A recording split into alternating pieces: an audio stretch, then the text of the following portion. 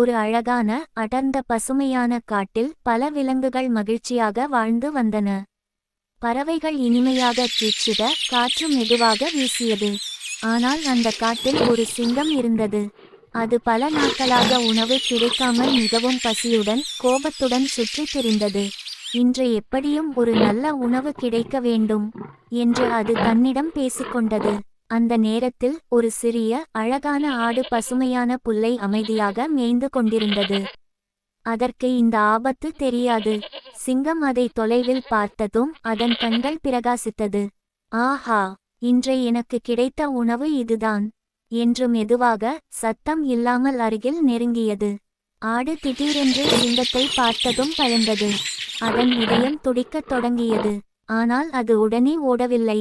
இப்போ ஓடினால் நான் பிடிபடுவேன், யோசிக்கணும் என்று அது தன்னை தானே பேசிக்கொண்டது. அது தன்னம்பிக்கையுடன் சிங்கத்தை நோக்கி பேசத் தொடங்கியது.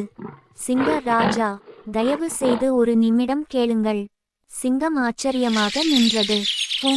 இந்த ஆடு என்ன பேசுகிறது என்று எண்ணியது. நான் சாதாரண ஆடு இல்லை என்று ஆடு சொன்னது. என்னை சாப்பிட்டால் உங்களுக்கு பெரிய பிரச்சனை வரும். சிங்கம் சிரித்தது. என்ன பிரச்சனை? நான் காட்டின் ராஜா. ஆடு அமைதியாக பதிலளித்தது. இந்த காட்டில் ஒரு மந்திர கிணறு இருக்கிறது. அதில் பார்க்கும்போது ஒரே மாதிரி பல விலங்குகள் தெரியும். நான் அந்த கிணற்றின் காவலன். என்னை சாப்பிட்டால் அந்த மந்திரம் உங்களை தண்டிக்கும்.